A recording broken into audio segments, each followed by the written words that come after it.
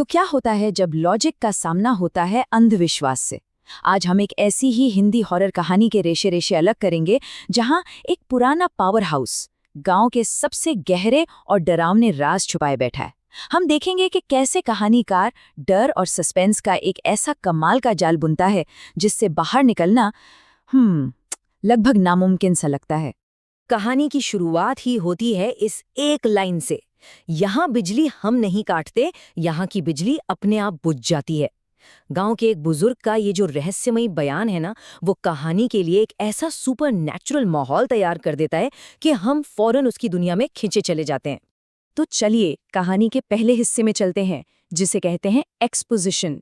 यहीं पर आप समझिए पूरी कहानी की बुनियाद रखी जाती है। हम मिलते हैं कहानी के हीरो समीर से और हमें पता चलता है नीमखेड़ा गांव के उस अंधेरे रहस्य के बारे में जो इस पूरी कहानी का सेंटर पॉइंट है। और यहीं पर कहानी का असली टकराव सामने आता है।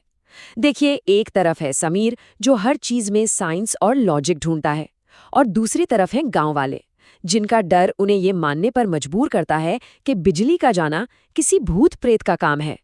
और फिर आते हैं रामू काका, जो सीधी सीधी एक डरावनी चेतावनी देते हैं। वो समीर को पुराने पावर हाउस की तरफ जाने से रोकते हैं और साथ में पास के एक शापित कुएं का भी जिक्र करते हैं। तो अब चेतावनियों का दौर शुरू होता है। कहानी एंटर करती है अपने दूसरे फेज में, जिसे कहते हैं राइजिंग एक्शन। यहाँ से माहौल में टेंशन धीरे धीरे बढ़ना शुरू होता है और आने वाले खतरे के संकेत मिलने लगते हैं। मतलब गांव वाले उसे हवा में बातें नहीं बता रहे, वो स्पेसिफिक डरावनी डिटेल्स दे रहे हैं। लेकिन समीर, वो तो ठहरा लॉजिक वाला इंसान, इन सबको अंधविश्वास कहकर उड़ा देता है और शायद यही उसकी सबसे बड़ी गलती बन जाती है। और ठीक यहीं कहानी एक ऐसा मोड़ लेती है जहां से वापसी का कोई रास्ता नहीं। एक रहस्यमयी दस्तक और एक अनजाना मेहमान समीर को उसकी सेफ दुनिया से निकालकर सीधा खतरे के मुंह में फेंक देता है। हॉरर कहानियों का ये क्लासिक तरीका है ना, मदद की गुहार लगाना। ये एक जाल की तरह काम करता है जो समीर को बेचैन तो करता है, पर उसकी इंसानियत उसे जाने पे मजबूर कर देती है। और यहीं पर कहानी हमें पहला बहुत बड़ा क्लू देती है, एक ऐसी चीज जो बिल्कुल नॉर्मल नहीं है।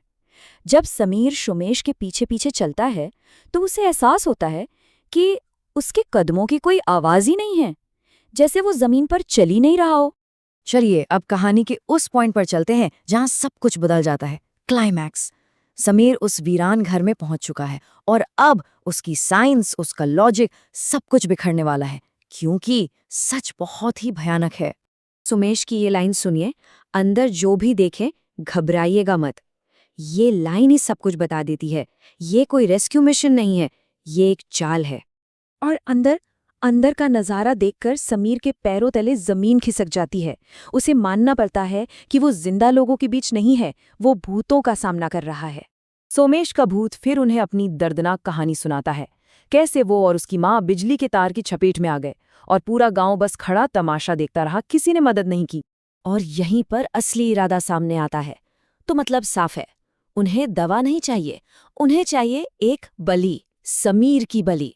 उसे यहाँ इसलिए लाया गया है ताकि उस खंबे पर उसकी बलि देकर गांव की बिजली वापस आ सके और उन आत्माओं को मुक्ति मिल सके।